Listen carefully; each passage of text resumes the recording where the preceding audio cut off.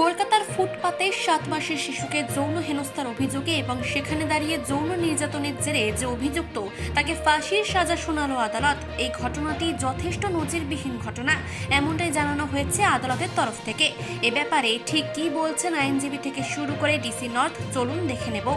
আমাদের কালকে প্রুফ হয়েছিল, তার মধ্যে আমাদের সেকশন 173-তে 137-এ আমাদের সাবসেকশন 2-তে 6 বছর হলো, এবং যদি অনাদায় এর সঙ্গে 10,000 টাকা ফাইন, যদি ফাইন না দিতে পারে তাহলে 1 বছর হবে।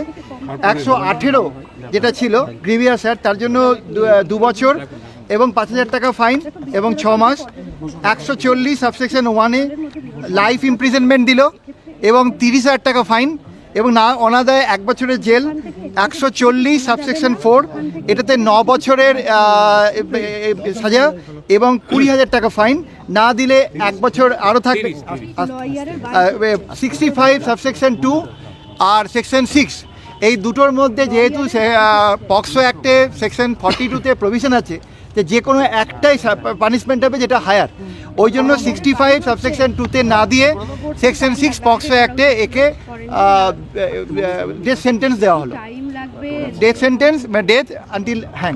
কি পর্যবেক্ষণ করলেন আদালতে? সকালে আমাদের স্টেটের তরফে আমি হিয়ারিং করেছিলাম, আপনারা বোধহয় জানেন, এবং ডিফেন্সও বলেছিল এই পয়েন্টগুলো উঠেছিল যে ওর বৃদ্ধা মা আছে এবং ওর বয়স কম ইত্যাদি। ওই পয়েন্টগুলোর কাটল করার জন্য আমরা অনারেবল সুপ্রিম কোর্টে জাজমেন্ট দিয়েছি। যেটা মেন আর্গুমেন্টের পয়েন্ট ছিল আমার তরফে, আমার মনে হচ্ছে এটাই সবচেয়ে বড় ক্রাক্স অফ দ্য কেস, যে ক্যালকাটা পুলিশ আজকে একটা ইতিহাস করলো ক্যালকাটা পুলিশের এই মামলাটা, এবং বেঙ্গল জুডিশিয়ারি একটা ইতিহাসের পার্ট হলো। এই জন্য বলছি যে এই ধরনের মামলায় এখনও পর্যন্ত ডেথ সেন্টেন্স আমরা দেখতে পাইনি, কারণ এখানে মেয়েটি বেঁচে গেছিলো বা এখন অবধি বেঁচে আছে। এই কোশ্চেনটা আমাদের বারবার উঠেছে যে এই মেয়েটির মার্ডার হয়নি, তাহলে কি আমরা ডেথ সেন্টেন্স চাইতে পারি? কিন্তু আমার দুটো প্রেয়ার ছিল। প্রেয়ারগুলো হলো যে যেহেতু 65 সাবসেকশন 2-তে এবং সেকশন 6-এ মার্ডারের প্রভিশন, এই ডেথসের প্রভিশন আছে, সেখানে কিন্তু কোথাও বলা হয়নি যে ভিকটিমকে মরতেই হবে। সো এখানে আমাদের ভিকটিম অসুস্থ এবং সে কী অবস্থায় ফিরবে? সকালবেলার হিয়ারিংয়ের সময় এই কথাটা আমি বারবার বলেছি যে মেয়েটি যদি সুস্থ হয়েও বাড়ি আসে তাহলে ওকে সারা জীবন এই মেন্টাল অ্যাগনি ক্যারি করতে হবে। প্রসিকিউশনের তরফে আমাদের তরফে একটা গ্রেট হার্ডেল ছিল যে এই ধরনের কেসের কোনো ইকুইভ্যালেন্ট কেস স্টাডিজ আমরা খুঁজে পাইনি। আদালত এটাকে বিরল থেকে বিরলতম মনে করি এটা ডেথ সেন্টেন্স, কারণ ডেথ সেন্টেন্স দিতে গেলে যে কোনো ফ্যাক্টকে বিরল থেকে বিরলতম হতে হয়, এবং সেই পার্টটাই আমাদের সকাল থেকে আজকের হিয়ারিং ছিল, যেটা আমরা করেছি। এবং লার্নেড কোর্ট আমার সাবমিশন বা আমাদের স্টেটের সাবমিশনটা মেনে নিয়েছেন, এবং আলটিমেটলি লার্নেড কোর্ট বলেছেন যে এই ক্ষেত্রে লার্নেড কোর্ট ডিটেলস তার অবজারভেশনটা পড়ে শোনান, এবং তিনি বলেন যে এই অ্যাকিউজ পার্সনের সোসাইটিতে বেঁচে থাকার কোনো অধিকার নেই। এই মেয়েটির দেহ নিয়ে রীতিমতো খেলা করা হয়েছে, এবং এই জায়গা থেকে ডেথ সেন্টেন্স ছাড়া উনি আর কিছু দিতে পারছেন না। সুতরাং এই জায়গা থেকে দাঁড়িয়ে উনি ডেথ সেন্টেন্স আজকে দিলেন, এবং 10 লক্ষ টাকা মেয়েটির বাড়ির লোককে দেওয়ার জন্য একটা সুপারিশ করলেন ডিএলএস এর উপর। যে সেকশনে মৃত্যুদণ্ড দেওয়া হলো সেটা যে আরেকবার section 6 of POCSO act, section 65 subsection 2-তেও ডেথ সেন্টেন্স ছিল, কিন্তু যেহেতু 42 অফ দ্য পক্সো অ্যাক্টে বলা আছে যে কোনো দুটোর মধ্যে যে কোনো একটা যেটা ম্যাক্সিমাম, এই জন্য সেকশন 6 পক্সো অ্যাক্টের সাজা দেওয়া হলো।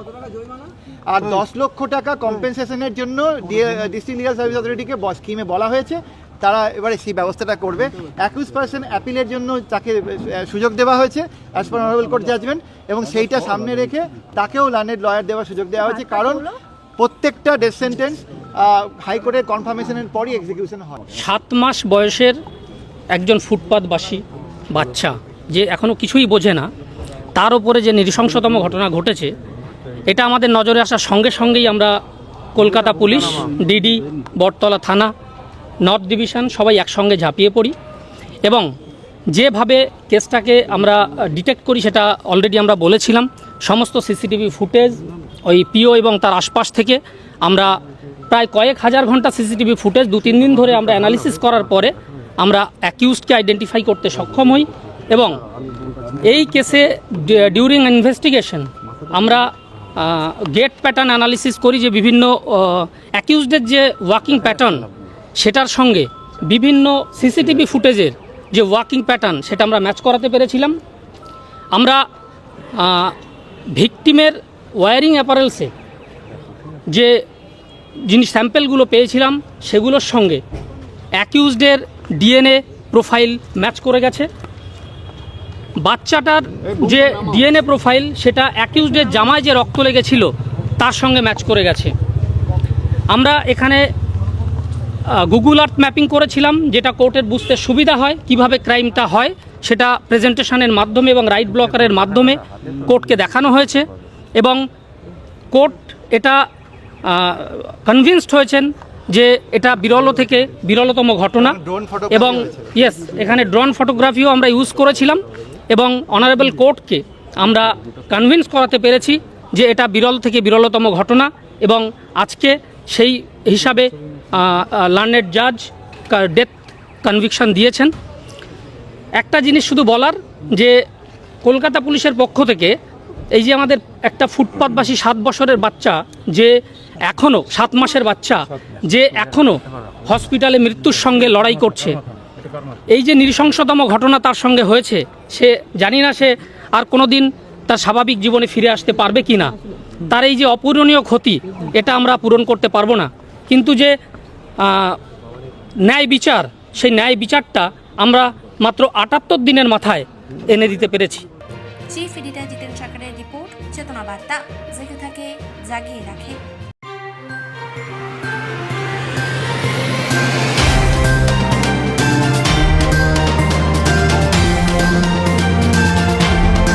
চেতনা বার্তা, জেগে থাকে, জাগিয়ে রাখে।